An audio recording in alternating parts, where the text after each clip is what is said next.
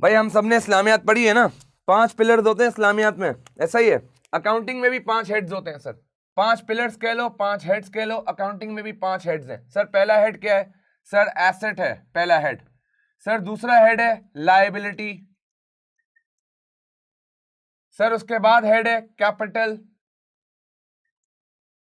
उसके बाद बेटा इनकम, एंड उसके बाद बेटा एक्सपेंस। ये 5 हेड्स हैं हमारे पास अकाउंटिंग में, 5 हेड्स हैं बेटा। और मैं आपको बता दूं, आप जब भी कोई अकाउंटिंग कहीं किसी भी लेवल पे आप अकाउंटिंग पढ़ोगे, इन 5 हेड्स के बगैर अकाउंटिंग नहीं हो सकती बेटा। पहले हेड से स्टार्ट करते हैं, देखिएगा सर। एसेट से स्टार्ट करते हैं। एसेट्स क्या है बेटा? देखिएगा, रिसोर्सेस या items owned and controlled by entity. Sir ऐसी चीजें जो मैं ओन करता हूं और मैं कंट्रोल भी करता हूं।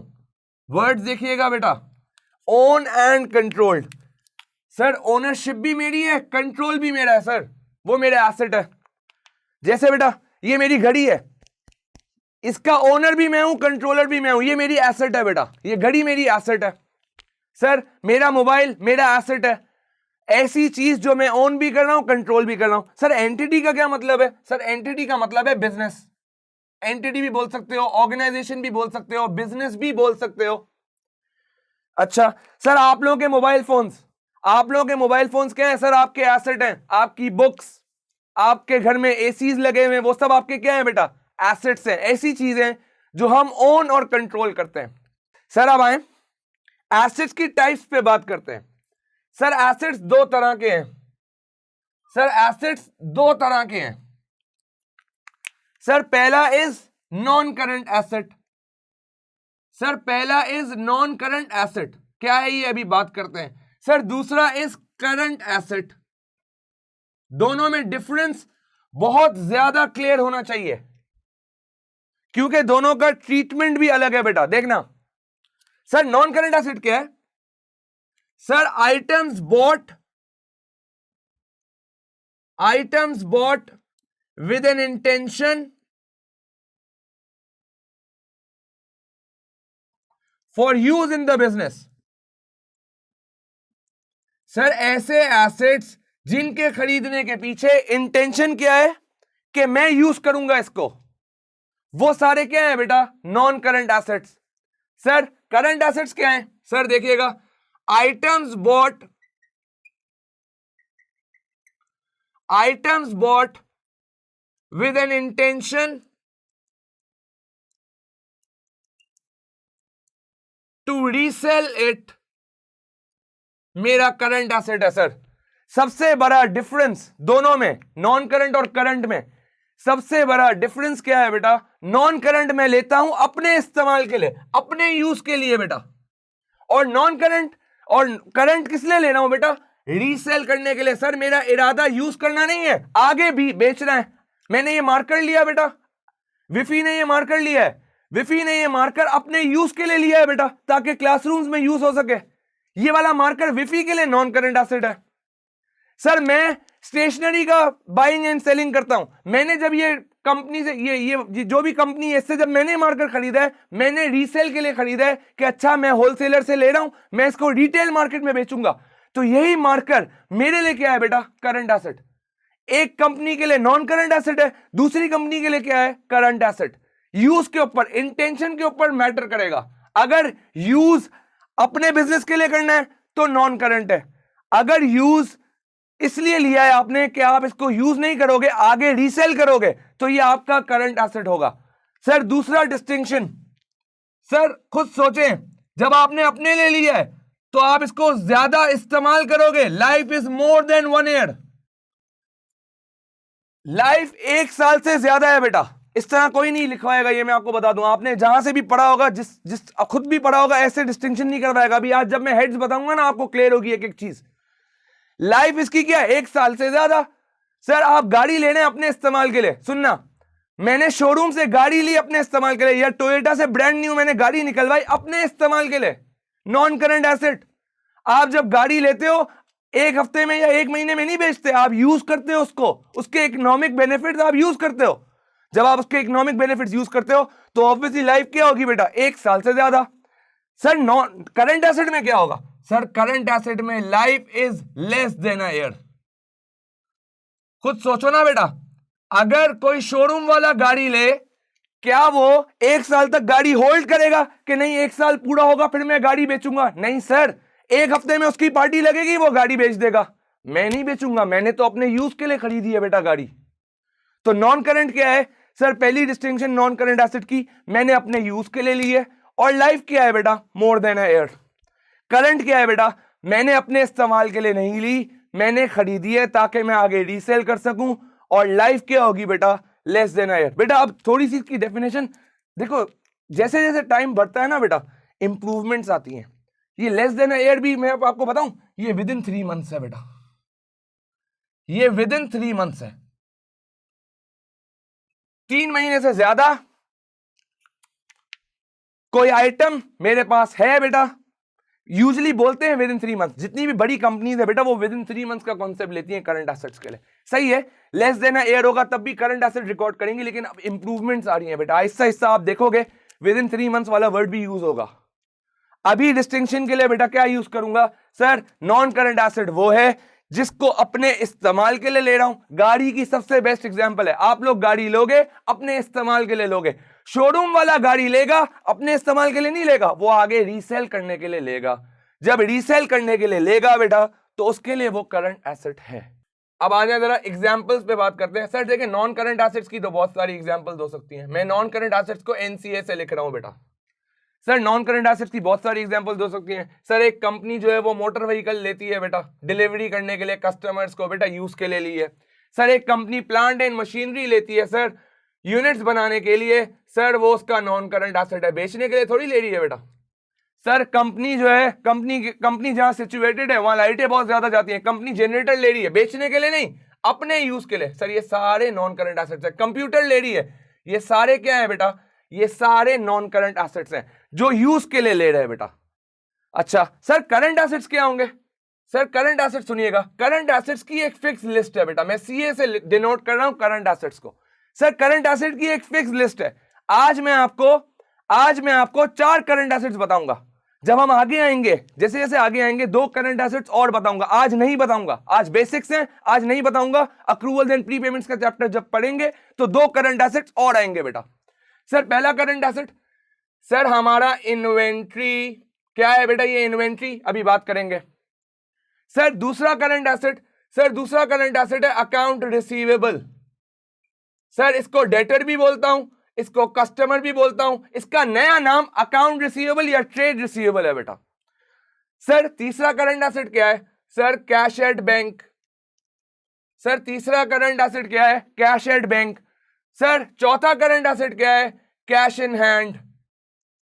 सर जब अभी हम छोटे हैं, जब थोड़े से और बड़े हो जाएंगे, आपको जब सोल्ड ट्रेड एडजस्टमेंट्स पढ़ाऊंगा आपको बताऊंगा सर अब examiner cash and cash equivalents का वर्ड यूज करता है कैश और बैंक दोनों के लिए। कैश और बैंक दोनों के लिए examiner cash and cash equivalents का वर्ड यूज करता है। अभी हम आज से स्टार्ट किया है बेटा, ठीक है? तो जैसे जैसे बड़े होते रहेंगे मैं चीजें थोड़ी सी चेंज करूंगा बेटा। अब आओ एक एक कॉन्सेप्ट पढ़ते हैं। सर इन्वेंट्री का मतलब क्या है? सर इन्वेंट्री का मतलब क्या है? देखिएगा बेटा, सर आइटम्स बॉट और मैन्युफैक्चर्ड।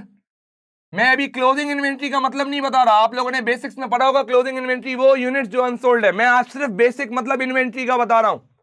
आइटम्स बॉट और manufactured to resell it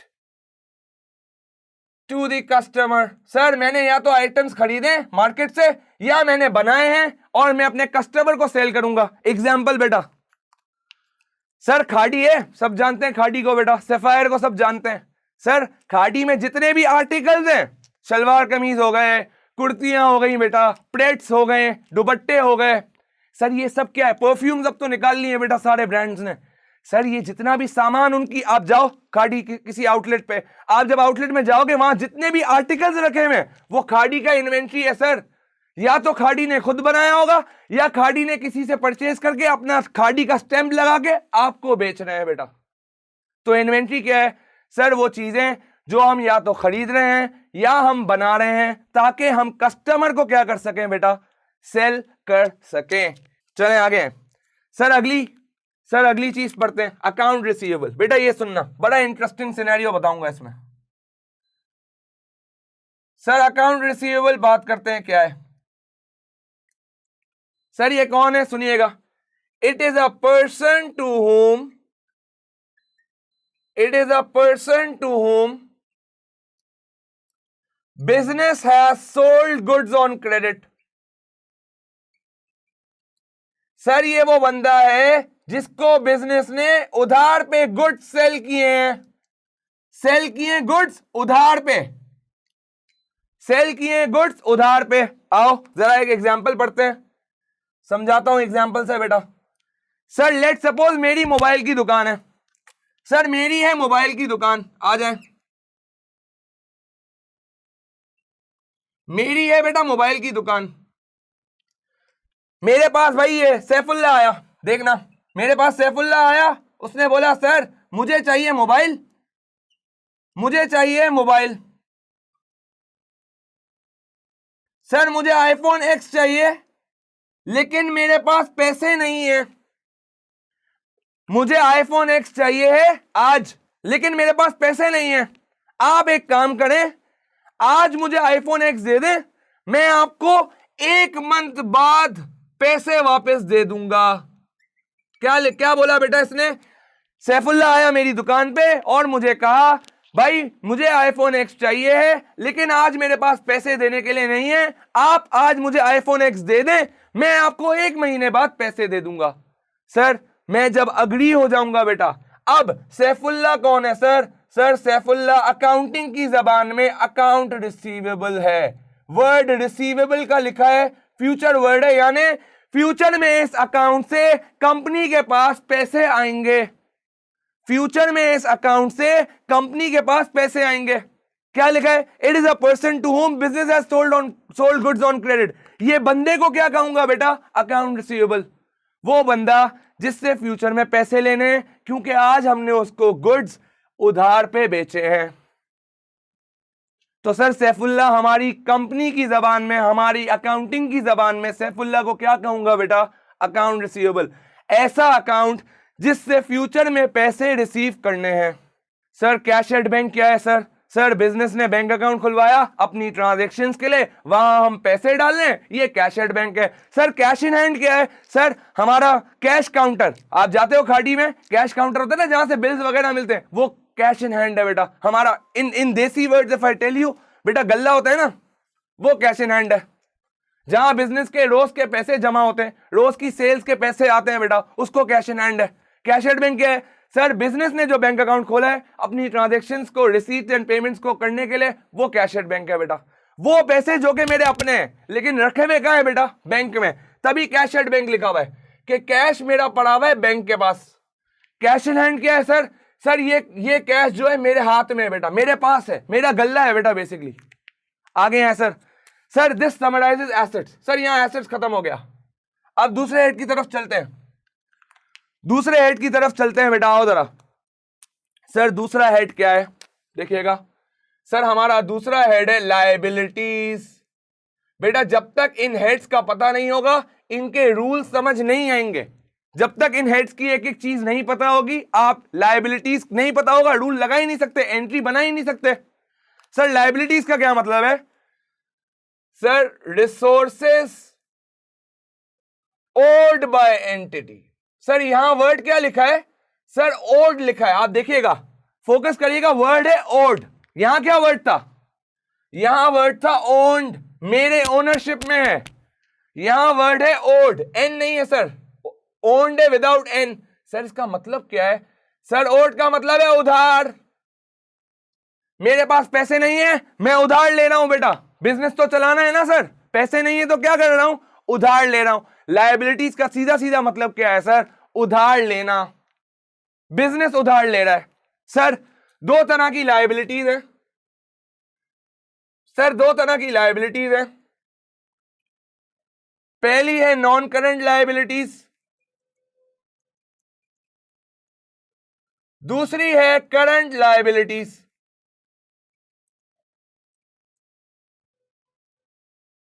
sir अब लायबिलिटीज पे हैं। सर लायबिलिटीज की क्या बात की थी? Resources owned by entity. Sir asset वो था जो हमारा ओनरशिप का है, कंट्रोल का है। लायबिलिटी क्या है? सर उधार लिया है हमने। सर दो तरह के उधार हैं हमारे, देखिएगा सर, दो तरह के उधार हैं हमारे। Sir non current and current, दोनों में डिफरेंस समझिएगा। जिस तरह एसेट में बात की थी करंट नॉन करंट, वैसे ही यहां भी बात कर रहे हैं। देखिए नॉन करंट क्या है सर? सर लायबिलिटीज या अमाउंट्स, लायबिलिटीज या amounts to be repaid slash matured after more than 1 year.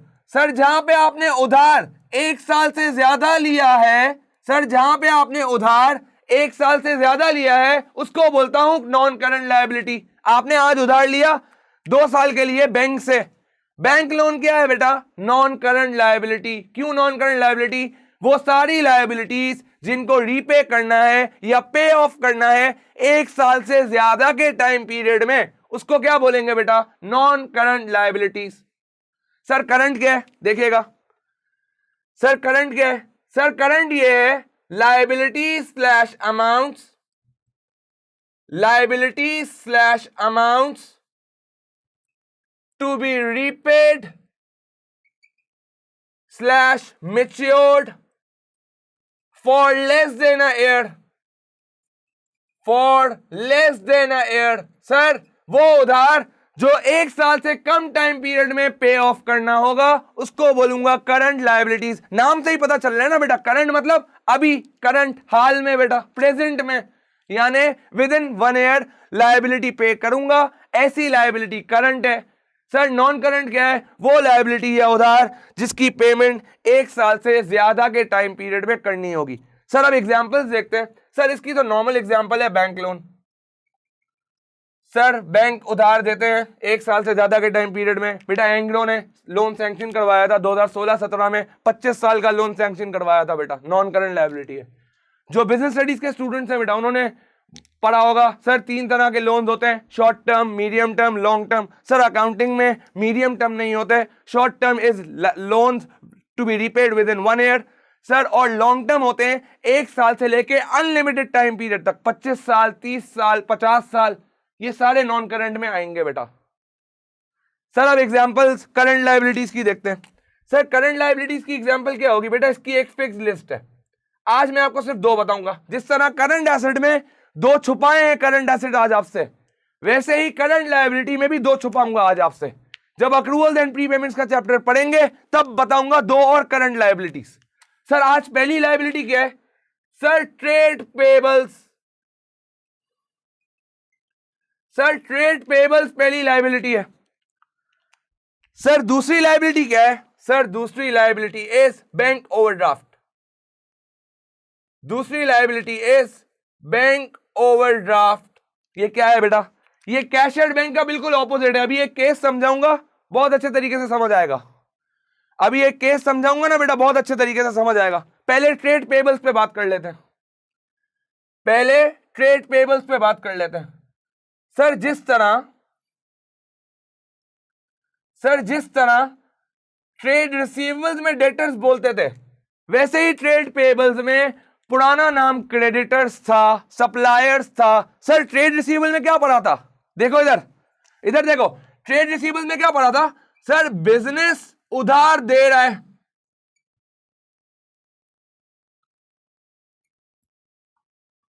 Sir business उधार दे रहा है, गिवर है बेटा, गिवर ऑफ लोन है, उधार दे रहा है बेटा, गिव कर रहा है। सर ट्रेड पेबल्स में क्या है? देखना सर ट्रेड पेबल्स में क्या है? It is a person from home business has bought goods on credit. Sir trade receivables में बिजनेस उधार दे रहा था, ट्रेड पेबल्स में सर बिजनेस उधार ले रहा है। Business is now buying goods on credit, receivables में बिजनेस उधार दे रहा था उस बंदे को बोलते हैं अकाउंट रिसीवेबल।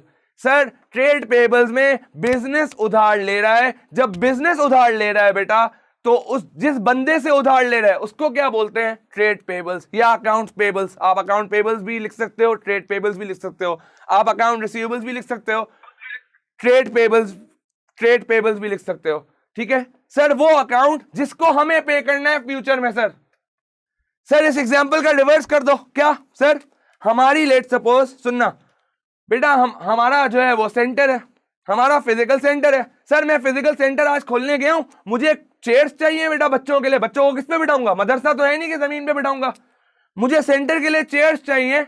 मैं गया चेयर्स वाले के पास, मेरे पास पैसे नहीं है बेटा, मेरा है सेंटर। सर सेंटर के लिए चेयर्स चाहिए सर, मैं गया अब्दुल्ला चेयर्स वाले के पास। अब्दुल्ला चेयर वाले ने बोला सर आपको जो हैंडल वाली चेयर चाहिए ना, वो एक चेयर है 1000 रुपए की। मैंने बोला भाई मेरे पास तो पैसे नहीं है, तुम एक काम करो, आज मुझे चेयर दे दो, तुम एक काम करो आज चेयर दे दो मुझे, मैं तुम्हें 2 महीने बाद पैसे दे दूंगा। सर अब ये जो अब्दुल्ला चेयर्स वाला है उसको अकाउंटिंग की जबान में क्या बोलूंगा बेटा, अकाउंट पेएबल या ट्रेड पेएबल बोलूंगा। सर अकाउंट रिसीवेबल का बिल्कुल ऑपोजिट। अकाउंट रिसीवेबल में क्या हो रहा था, सर बिजनेस जिस बंदे को उधार दे रहा था उसको अकाउंट रिसीवेबल बोल रहे थे, फ्यूचर में उससे पैसे आने थे। अकाउंट पेएबल क्या है, सर बिजनेस के पास पैसे नहीं है, बिजनेस जा रहा है, जिस पार्टी से उधार ले रहा है उस पार्टी को अकाउंट पेएबल बोल रहा हूं। हमें बिजनेस को, उस पार्टी को फ्यूचर में पेमेंट करनी होगी, अकाउंट पे करना होगा। पेएबल फ्यूचर वर्ड है, पे करना होगा बेटा 2 महीने बाद। मेरे बिजनेस के ऊपर लायबिलिटी है अब्दुल्ला चेयर्स वाले की कि 2 महीने बाद हमें अब्दुल्ला चेयर्स वालों को पेमेंट देनी है। रिसीवेबल में पैसे आएंगे, पेएबल में पैसे जाएंगे। और अब हम जो बात कर रहे हैं बेटा दूसरी एग्जांपल, जो कि है बैंक ओवरड्राफ्ट। बेटा हम अब दूसरी एग्जांपल की बात कर रहे हैं बेटा, जो कि है बैंक ओवरड्राफ्ट। समझिएगा बेटा, मैं अभी इसकी डेफिनेशन नहीं लिखवा रहा, मैं पहले इसका एक केस समझाऊंगा फिर डेफिनेशन लिखते हैं बेटा। आओ सर, ये बैंक का बिल्कुल ऑपोजिट है। हमने अभी एसेट्स में बात की कैशेड बैंक, सर ये कैशेड बैंक का बिल्कुल ऑपोजिट है बैंक ओवरड्राफ्ट। अच्छा सर क्या है सर ऑपोजिट? बिल्कुल सर देखिएगा, sir let suppose sir Meezan bank में मेरा अकाउंट है, सर मीजान बैंक में मेरा अकाउंट है, सर मीजान अकाउंट में मेरा बैंक में अकाउंट है, मेरा बैलेंस है बैंक अकाउंट का 15,000 रुपए। छोटा आदमी हूं यार, 15,000 रुपए मेरे अकाउंट में। बेटा सुनना, सर मुझे एक पेमेंट करनी है बेटा, मुझे एक बंदे को पेमेंट करनी है बेटा। वो बंदा मेरे पास आया और उसने बोला सर आपने वादा किया था आज आप 20,000 रुपए देंगे हमें, आपने मुझे वादा किया था आज आप 20,000 देंगे। मैंने फौरन बोला अच्छा भाई मिस्टर एक्स ये लो चेक। मैंने जल्दी से चेक फाड़ा बेटा और 20,000 का मैंने चेक फाड़ के दे दिया बेटा। मैंने 20,000 का चेक मैंने बनाया, मैंने बोला ये लो जाओ कैश करवा लो। जैसे वो बंदा गया ना बेटा, मुझे याद आया अरे मेरे अकाउंट में तो 15,000 है, मैंने गलती से बेध्यानी में चेक कितने का बना दिया बेटा, 20,000 का। ये चेक तो क्लियर नहीं होगा। क्या ये चेक क्लियर होगा? क्या बैंक वाले ये बोलेंगे भाई इसके अकाउंट में 15,000 है, ये लो 15,000, आज 15,000 ले जाओ, 5,000 जब इसके अकाउंट में आएंगे तो मैं कॉल कर लेंगे? क्या बैंक वाले ऐसे बोलते हैं? हाँ भाई बताओ जरा, बताएं अम्मार और सैफुल्ला, क्या बैंक वाले ऐसा बोलते हैं? बैंक वाले क्या बोलेंगे भाई इसके अकाउंट में पैसे नहीं है। सर जब किसी बंदे को पता चलता है ना किसी का चेक बाउंस होता है, such a bad reputation for the company. बेटा 20,000 रुपए का चेक बना के दिया, अकाउंट में 15,000 है, वो लेके निकल गया, मुझे याद आया अरे मेरे अकाउंट में तो 15,000 है। बेटा चेक बाउंस होना इतनी कोई बैड रेपुटेशन है, मार्केट में अगर न्यूज फैल गई ना भाई कि ये जो एचएस चेक देता है ना, इसके चेक तो बाउंस होते हैं, इसके तो चेक पे भरोसा ही नहीं करना। बेटा मेरी मार्केट में रेपुटेशन क्या हो जाएगी, खराब हो जाएगी। सर मैं क्या करूंगा? सर मैंने बैंक वाले को फोन किया, सर मैंने बैंक मैनेजर को फोन किया मीजान के, मैंने उसको पूरा किस्सा बताया, भाई देखो ऐसा ऐसा हुआ है, मेरे बैंक अकाउंट में पैसे 15,000 है, मैंने गलती से चेक 20,000 का बना दिया है, तुम एक काम ये करो इसका चेक पास कर दो, इस 20,000 में से तुम 5,000 बैंक के बिहाफ पे कर दो और इसका ये चेक पास कर दो। 15,000 मेरे अकाउंट से निकाल के 5,000 बैंक के डाल के इस बंदे का चेक क्लियर कर दो। अगर चेक बाउंस हुआ तो बिजनेस की रेपुटेशन खराब हो जाएगी। सर ये 5,000 क्या है? सर ये 5,000 बैंक ओवरड्राफ्ट ही तो है। शॉर्ट फॉर्म में ओडी बोलते हैं बेटा, बैंक ओडी। शॉर्ट फॉर्म में इसको बैंक ओडी बोलते हैं बेटा। सुनना, मैं दोबारा से सिनेरियो रिपीट करता हूं, देखिएगा। सर क्या हुआ? सर मेरे अकाउंट में 15,000 रुपए, मेरे पास एक सप्लायर आया। सर मेरे अकाउंट में 15,000 है। सर मेरे पास एक सप्लायर आया, उसको मैंने 20,000 का चेक बना दिया। मुझे याद ही नहीं कि मेरे अकाउंट में 15,000 है। जब वो चला गया सर, जब वो चला गया तब मुझे याद आया भाई मेरे अकाउंट में तो 15,000 है और मैंने गलती से चेक 20,000 का बना दिया है।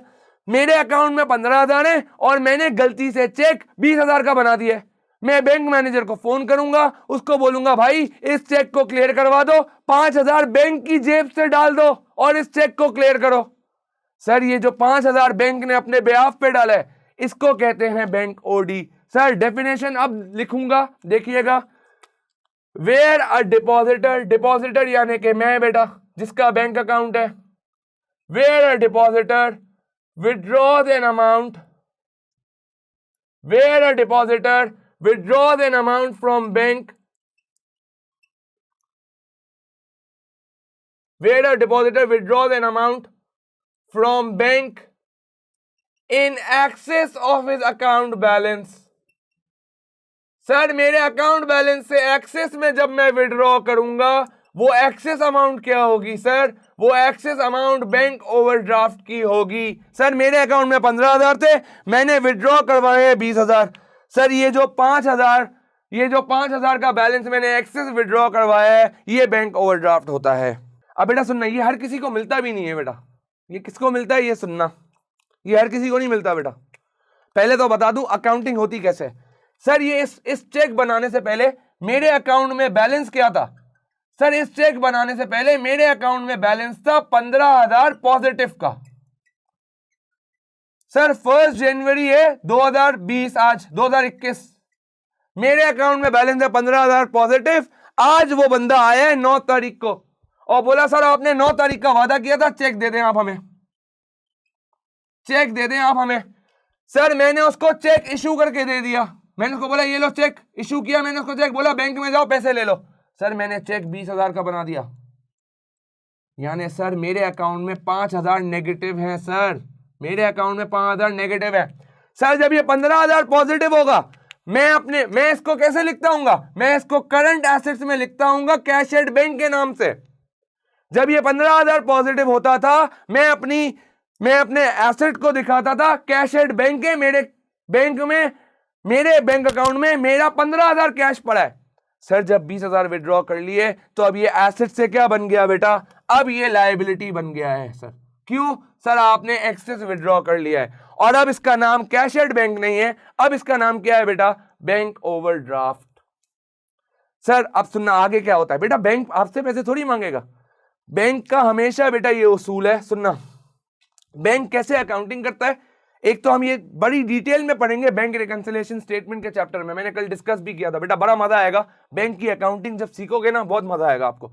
फिर आप जब बैंक जाओगे ना कभी अब्बू वगैरह के साथ, या अगर आपका कोई अकाउंट है तो आपको ट्रांजैक्शन पता होगी कि यार क्या किस ट्रांजैक्शन का क्या इंपैक्ट होता है, वो आप लाइव इंपैक्ट देखोगे। अभी से आप देख सकते हो लाइव इंपैक्ट, तो जब पढ़ेंगे बहुत मजा आएगा। तो देखना सर अब बैंक करेगा क्या। सर बैंक आपसे मांगेगा थोड़ी 5,000। बैंक कभी भी अपफ्रंट कस्टमर से या डिपॉजिटर से पैसे नहीं मांगता। बैंक पता है क्या करता है, जैसे ही हमारे अकाउंट में पैसे जमा होंगे ना, लेट्स सपोज बेटा 15 जैन को मेरे अकाउंट में पैसे आ गए बेटा, रिसीट हुई चेक की, मुझे चेक अब कहीं से मिला है बेटा, मेरे अकाउंट में 10,000 आ गए बेटा। बैंक पता है क्या करेगा, सबसे पहले इस 10,000 में से 5,000 अपने उधार के माइनस करेगा, फिर बेटा बैंक उसमें से इंटरेस्ट चार्ज करेगा। मेरे बाप के पैसे थोड़ी है बेटा, बैंक ने दिए तो बैंक तो कमाने बैठा है ना, बैंक मुझसे चार्ज करेगा interest on bank overdraft, OD. जो ओडी उसने दिया है उस पर इंटरेस्ट चार्ज करेगा। सर लेट सपोज एग्जांपल लेते हैं, 5 दिन का इंटरेस्ट था 500, तो सर 15 जैन को पता है मेरा अवेलेबल बैलेंस क्या होगा? सर 5,000 नेगेटिव था, 10,000 पॉजिटिव आया, 500 और कटा, सर 5,500 तो बैंक ही ले जाएगा। मेरे अकाउंट में कितना बचेगा बेटा? 4,500 पॉजिटिव। क्या ये क्लियर है बेटा? बैंक कभी भी आपसे अपफ्रंट पैसे नहीं मांगता। बैंक क्या करता है, जैसे आपके अकाउंट में पैसे आएंगे अपना ओवरड्राफ्ट भी वापस डिडक्ट कर लेगा और उस ओवरड्राफ्ट पे जो इंटरेस्ट उसने अर्न किया है वो भी आपसे चार्ज कर लेगा। क्या ये केस क्लियर है बेटा? Yes sir. चलें सर, तो 4,500 बेटा इस ट्रांजैक्शन के बाद मेरे पास आएगा। अच्छा बेटा सुनना, बेटा हर किसी एड़े गहरे नत्थू खैरे को बैंक ओवरड्राफ्ट नहीं देता। बैंक हमेशा ओवरड्राफ्ट देता है बेटा, बैंक हमेशा अपने ओवरड्राफ्ट देता है बेटा अपने डेली या स्पेशल कस्टमर्स को। ये याद रखना। क्यों सर डेली और स्पेशल कस्टमर्स को क्यों मिलता है? बेटा उसके पीछे एक रीजन है। रीजन सुनना, रीजन क्या है सर? रीजन ये है भाई, क्या पता मैंने आज बैंक अकाउंट खुलवाया मीजान में और मैं कल जो है बैंक से ओवरड्राफ्ट मांग लूं। मैं कल जाऊंगा ना बैंक ओवरड्राफ्ट मांगने, बैंक एक चमाट मारेगा मुझे। क्या बोलेगा? ओ भाई तू कल तो आए, आज तू ओवरड्राफ्ट मांग रहे। बैंक जब ओवरड्राफ्ट देता है कोई सिक्योरिटी विक्योरिटी नहीं रखता अपने पास। आप अगर लोन लेते हो बेटा प्रॉपर 6 महीने का, 1 साल का, तो बैंक कोलेटरल रखता है, सिक्योरिटी रखता है भाई कि अगर तुम भाग गए या तुम डिफॉल्ट कर गए तो हम तुम्हारा घर बेचेंगे, तुम्हारी गाड़ी बेचेंगे। ओवरड्राफ्ट में बेटा क्या लेगा वो? ओवरड्राफ्ट में कोई कोलेटरल नहीं लेता। सर अगर मैं आज बैंक अकाउंट खुलवा रहा हूं और मैं कल ओवरड्राफ्ट की फैसिलिटी मांगने जाऊंगा, बैंक मना कर देगा। बैंक बोलेगा भाई क्या पता तुम जो है ओवरड्राफ्ट लेके भाग जाओ, क्या पता तुमने हमारे पास बैंक अकाउंट खुलवाया इसलिए कि तुम ओवरड्राफ्ट लो और तुम भाग जाओ। तो बेटा कभी भी न्यू कस्टमर्स को नहीं मिलता ओवरड्राफ्ट की फैसिलिटी। हमेशा किसको मिलती है बेटा? डेली कस्टमर्स या स्पेशल कस्टमर्स को ओवरड्राफ्ट की फैसिलिटी मिलती है, हर किसी को नहीं मिलती बेटा। Sir this ends up liability वाला पार्ट। हमने 2 हेड्स पे बात की आज, एसेट्स लायबिलिटीज। एसेट्स पे हमने क्या बात की सर? सर एसेट्स पे हमने ये बात की resources owned and controlled by entity. Sir non current asset पे बात की, सर करंट एसेट्स पे बात की। सर लायबिलिटीज में 2 पे बात की, non current, current. Non current कौन सी लायबिलिटी? जो 1 साल से ज्यादा के टाइम पीरियड में देनी है। करंट लायबिलिटी कौन सी? जो विद इन 1 ईयर पे करनी है। करंट में हमने 2 एग्जांपल्स देखी बेटा, ट्रेड पेबल्स और बैंक ओवरड्राफ्ट। अब आ जाए बेटा तीसरे हेड की तरफ चलते हैं। अब आ जाए बेटा तीसरे हेड की तरफ चलते हैं। सर तीसरा हेड क्या है सर? Sir capital. सर तीसरा हेड क्या है?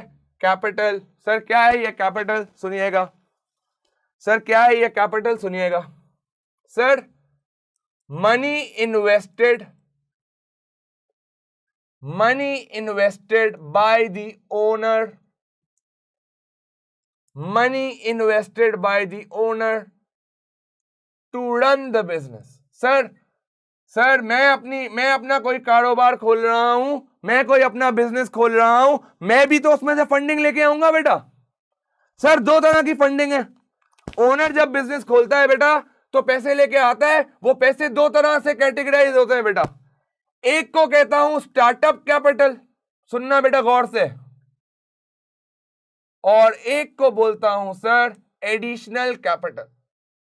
सर दोनों में फर्क है, सर दोनों में छोटा सा फर्क है। दोनों केसेस में कौन पैसे लेके आ रहा है? सर ओनर लेके आ रहा है, लेकिन सर छोटा सा फर्क है। सर वो छोटा सा फर्क क्या है सर? सर स्टार्टअप कैपिटल क्या है? Money invested by the owner. Sir money invested by the owner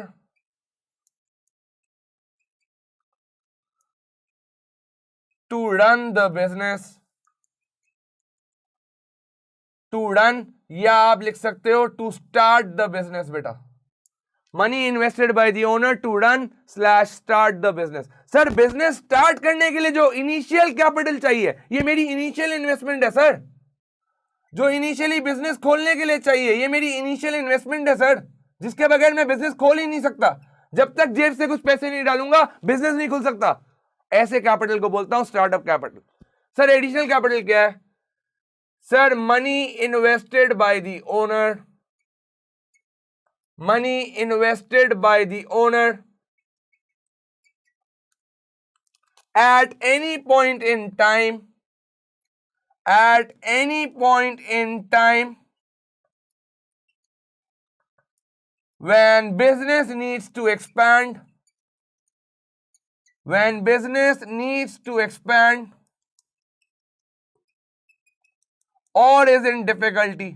sir विफी वाले दूसरी ब्रांच खोल रहे हैं सर अब जो कैपिटल लाएंगे बेटा वो एडिशनल कैपिटल है।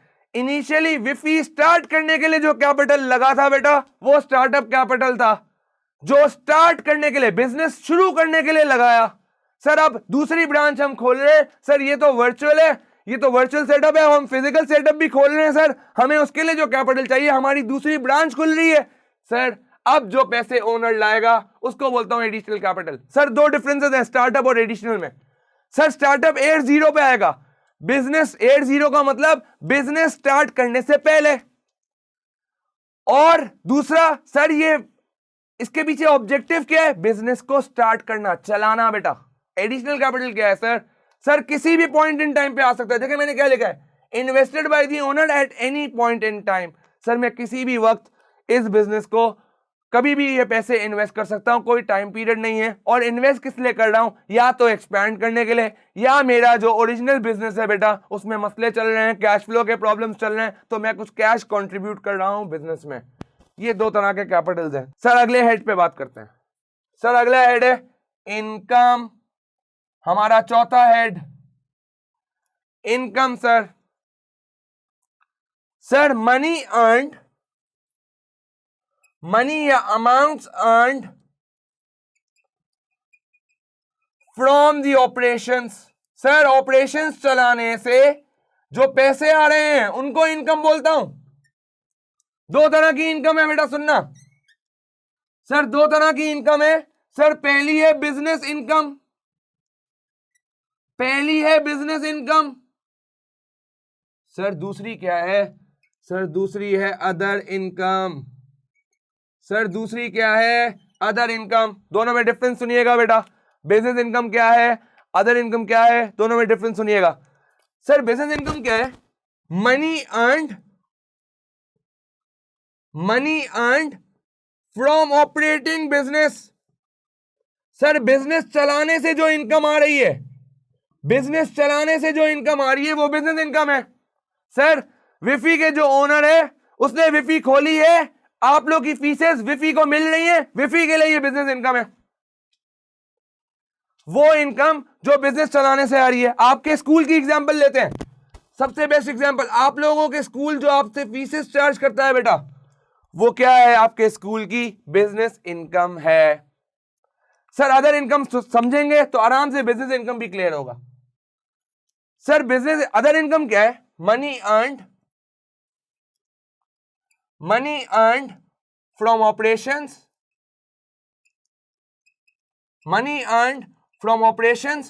Other than that of business. Sir business के अलावा से ऑपरेशंस जो है। सर अब ये कैसे ऑपरेशंस हो सकते हैं बेटा, सबसे बेस्ट एग्जांपल सर आपके स्कूल की, आपका स्कूल जो आपसे फीसेस लेता है बेटा, वो फीसेस बिजनेस इनकम है।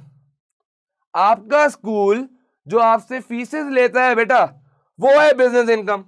सर अदर इनकम क्या है बेटा, आपके स्कूल में कैंटीन की जगह खाली है, स्कूल वालों ने कैंटीन की जगह को रेंट पे दे दिया, वहां से जो रेंट की इनकम आ रही है वो अदर इनकम है, वो बिजनेस इनकम नहीं है। क्या हमारा काम प्रॉपर्टी का है? नहीं सर, हमारा काम स्कूल चलाना है। तो स्कूल से जो पैसे आ रहे हैं फीसेस की फॉर्म में, वो मेरी बिजनेस इनकम हो गई। सर जो उस कैंटीन का रेंट आ रहा है वो मेरी अदर इनकम हो गई। सर एक और एग्जांपल लेते हैं, मैं हूं टीचर, जो बच्चे फीसेस देते हैं वो मेरी इनकम है, बिजनेस इनकम है भाई। सर मेरे पड़ोसी ने बोला यार मुझे एक फ्लैट चाहिए, अगर तुम मुझे फ्लैट दिलवा दोगे मैं तुम्हें कमीशन दूंगा। मेरा एक दोस्त फ्लैट बेच रहा था, मैंने अपने पड़ोसी और अपने दोस्त को मिलवा दिया पार्टियों को, मुझे दोनों साइड से कमीशन मिला। क्या मेरा काम रियल एस्टेट एजेंट का है बेटा? नहीं सर, आपका काम रियल एस्टेट एजेंट का नहीं है, आप तो पढ़ाते हैं। तो बेटा जो अब कमीशन मिल रहा है उसका बिजनेस से कोई दूर दूर तक ताल्लुक नहीं है, वो मेरी अदर इनकम है बेटा। तो अदर इनकम में क्या क्या आ सकता है सर, देखिएगा सर, रेंट रिसीव्ड, आपका काम प्रॉपर्टी का नहीं है सर। सर कमीशन, आप स्टेट एजेंट नहीं है सर। सर अगला और आखिरी हेड सर एक्सपेंस, ये सारा बेसिक्स चल रहा है बेटा अभी। सर अगला और आखिरी हेड एक्सपेंस, सर ये क्या है? Sir amounts incurred, sir amounts incurred to run the operations of business. बेटा बिजनेस चलाने के लिए, बिजनेस के ऑपरेशंस चलाने के लिए जो मैं खर्चे कर रहा हूं बेटा, जो मैं खर्चे कर रहा हूं बेटा, अमाउंट्स इनकर्ड का सीधा सीधा मतलब क्या है सर? खर्चे करना। सर जो मैं खर्चे कर रहा हूं सर वो मेरा एक्सपेंस है। सर कैसे खर्चे? बेटा जब आप स्कूल खोलते हो, अगर स्कूल की जगह अपनी नहीं है, स्कूल को अगर उस प्रेमिसेस का रेंट देना है बेटा, वो आपका खर्चा है। सर टीचर्स को सैलरीज देनी है, सर पियोन्स को, सर ऑफिस बॉयज को वेजेस देनी है बेटा, वो भी एक्सपेंस है। सर आपके जितने भी यूटिलिटी बिल्स हैं वो भी एक्सपेंस है। सर आपने अगर अपनी स्कूल की प्रेमिसेस का इंश्योरेंस करवाया है ताकि अगर कभी जल वल जाए या अगर कभी कोई नुकसान हो जाए तो आपको पूरा कॉम्पेंसेशन मिले, तो वो इंश्योरेंस की जितनी आप प्रीमियम्स पे कर रहे हैं वो भी आपका एक्सपेंस है। सर क्या ये क्लियर है एक्सपेंस बेटा? क्या ये क्लियर है एक्सपेंस? Yes sir. चलें अब आए सर, यहां पे हम अपने हेड्स खत्म करते हैं और अब हम स्टार्ट करेंगे सर अकाउंटिंग इक्वेजन। सर देखिएगा अब हम स्टार्ट करेंगे बेटा अकाउंटिंग इक्वेजन। देखिएगा सर अकाउंटिंग इक्वेजन क्या है, सुनिएगा।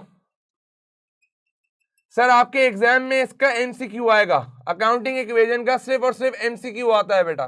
किस तरह एमसीक्यू आता है बताते हैं। मैंने आपको कल भी बताया था सर, जो क्लासेस हमारी हो रही हैं वो पेपर 2 के पर्सपेक्टिव से भी हैं, पेपर 1 के पर्सपेक्टिव से भी हैं। मुझे पेपर 1 के लिए कोई अलग चीज आपको पढ़ाने की जरूरत नहीं है। जब हमारा कोर्स खत्म होगा तो पेपर 2 का कोर्स भी खत्म होगा, पेपर 1 का भी खत्म होगा। बस ये होगा कि पेपर 1 की मैं प्रैक्टिस आपको करवाऊंगा, how to approach an MCQ. Sir accounting equation क्या बोलता है? सर अकाउंटिंग इक्वेशन बोलता है assets is equals to liabilities plus capital. Sir जो आप बिजनेस के लिए चीजें खरीदते हो, एसी खरीदते हो भाई, चेयर्स खरीदते हो, सेंटर खोल रहा हूं भाई, एसी चाहिए, चेयर्स चाहिए, व्हाइट बोर्ड्स चाहिए, मार्कर्स चाहिए, ये सारे एसेट्स हैं बेटा। अकाउंटिंग इक्वेशन क्या बोलती है सर? हम एसेट्स की फंडिंग या तो उधार के पैसों से करते हैं या अपने पैसों से करते हैं। तो अकाउंटिंग इक्वेशन का पर्सपेक्टिव क्या है भाई? एसेट्स बनेंगे कब? जब उधार और कैपिटल अपने जाती पैसे इंट्रोड्यूस करोगे। यानी बेटा ये सिर्फ सोर्सेज ऑफ फाइनेंस है। ये लायबिलिटी और कैपिटल क्या है बेटा?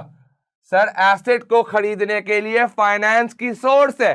मैं दो तरीके से एसेट्स खरीदता हूं, या तो वो एसेट मैंने उधार के पैसों से खरीदा होगा या वो एसेट मैंने अपने जाती कैपिटल जो इन्वेस्ट किया है उससे खरीदा होगा। तो अकाउंटिंग इक्वेशन क्या है? Assets is equal to liability plus capital. Sir exam में आंसर पूछेगा कैसे एमसीक्यूज में? सर या तो आपको बोल देगा बताओ भाई अकाउंटिंग इक्वेशन क्या है, ऑप्शंस दे देगा 4। अब बेटा सुनना बहुत स्मार्टली, एग्जामिनर कैसे खेलता है। सर ये ओरिजिनल इक्वेशन है, A is equal to L plus C, ये पहली इक्वेशन है। सर क्या मैं इसको ये लिख सकता हूं? देखिएगा खुद सोचो ना बेटा, अगर मुझे एसेट और लायबिलिटी पता है, कैपिटल निकालना है, तो अकाउंटिंग इक्वेशन क्या हो जाएगी? Capital is equal to asset minus liability. Sir इसको इस तरह भी लिखा जा सकता है। सर अगर लायबिलिटी निकालना है, सर लायबिलिटी निकालना है तो एसेट माइनस कैपिटल। सर ये 3 इक्वेशंस हैं, ये 3 जब भी आंसर्स गिवन होंगे आप कोई एक, ऑब्वियसली तीनों में से कोई एक करेक्ट आंसर दिया हुआ होगा, आप टिक कर लोगे। ये नहीं होगा सर आपने तो asset is equal to liability plus capital equation बताई थी, तो बेटा इसको हम 3 इक्वेशंस में तोड़ सकते हैं। एसेट निकालना है तो लायबिलिटी को प्लस कर दो कैपिटल से, सर कैपिटल निकालना है तो एसेट को माइनस कर दो लायबिलिटी से, सर लायबिलिटी निकालना है तो एसेट को माइनस कर दें कैपिटल से। तो ये इक्वेशन को मैं 3 तरीके से लिख सकता हूं। एक तो ये सवाल आएगा। सर दूसरा क्या सवाल आएगा? सर दूसरा ये सवाल आएगा, आपको एसेट की वैल्यू बता देगा कि भाई देखो इधर, सर आपको वैल्यू बता देगा कि भाई देखो एसेट जो है ना 10,000 रुपए, लायबिलिटी है ना बेटा वो है भाई 4,000 रुपए, कैपिटल निकाल के दिखाओ। तो कुछ भी नहीं करना सर, अकाउंटिंग इक्वेशन से निकाल लें कैपिटल। सर कैसे? सर अकाउंटिंग इक्वेशन है A is equal to L plus C. Sir A 10,000 है, सर लायबिलिटी 4,000 है, प्लस कैपिटल नहीं पता, तो मेरा कैपिटल कितना हो जाएगा बेटा? सर मेरा कैपिटल हो जाएगा 6,000। तो ये दो तरीके हैं बेटा, ये दो तरीके हैं बेटा जिससे आपका एमसीक्यू एग्जाम में एग्जामिनर आपसे एमसीक्यू पूछेगा बेटा। या तो वो आपको बोलेगा भाई अकाउंटिंग इक्वेशन बता दो, एक ऑप्शन इसमें से होगा, बाकी सारे गलत होंगे। या वो आपको इस तरह का न्यूमेरिकल सवाल दे देगा, एसेट की वैल्यू बताएगा, लायबिलिटी की वैल्यू बताएगा और बोलेगा कैपिटल निकाल लो। बेटा rules of debit and credit आज पढ़ के जाते हैं। और बेटा इसकी अब इसमें देखना, इसमें लॉजिक फेल होती है, आपको समझाता भी हूं अभी कैसे लॉजिक फेल होती है। Rules of debit and credit, sir जितने भी अभी हेड्स पढ़े हैं ना उनके रूल्स क्या हैं सर, क्या रूल्स हैं देखिएगा बेटा। सर रूल बोलता है एसेट बढ़ेगा ना, रूल बोलता है एसेट अगर बढ़ेगा डेबिट होगा। सर ये आप क्या डेबिट एंड क्रेडिट बता रहे हैं बेटा? देखो जब एक कंपनी ट्रांजैक्शंस करती है ना बेटा, जब एक कंपनी ट्रांजैक्शंस करती है, सर हमने जो है कंप्यूटर लिया, सर हमने गुड्स बेचे, सर हमने गुड्स खरीदे, तो बेटा कंपनी उसको रिकॉर्ड करती है। कंपनी उसको कैसे रिकॉर्ड करती है? सर दो मोड से रिकॉर्ड के, डेबिट एंड क्रेडिट। सर दो मोड है रिकॉर्डिंग करने के, debit and credit. I have to decide क्या वो चीज डेबिट होगी या क्रेडिट। जैसे मैंने मार्कर खरीदा है बेटा, मार्कर को डेबिट करूं या मार्कर को क्रेडिट करूं, ये दो मोड्स है रिकॉर्डिंग के, जर्मन वर्ड्स है बेटा। एसेट बढ़ना इज डेबिट और एसेट कम होना इज क्रेडिट। सर अगर मैं एक चीज देखूं, सर एसेट का बढ़ना कंपनी के लिए अच्छी बात है। सर एसेट का बढ़ना कंपनी के लिए अच्छी बात है, एसेट बढ़ता है तो डेबिट होता है। सर एसेट का कम होना कंपनी के लिए बुरी बात है। खुद सोचो ना, एसेट जितने ज्यादा होंगे कंपनी के पास उतना कंपनी का फायदा है, एसेट जितने कम होंगे कंपनी के पास उतना कंपनी का नुकसान है बेटा। अब सर इससे पता तो ये लग रहा है सर डेबिट का मतलब होगा अच्छा और क्रेडिट का मतलब होगा बुरा बेटा।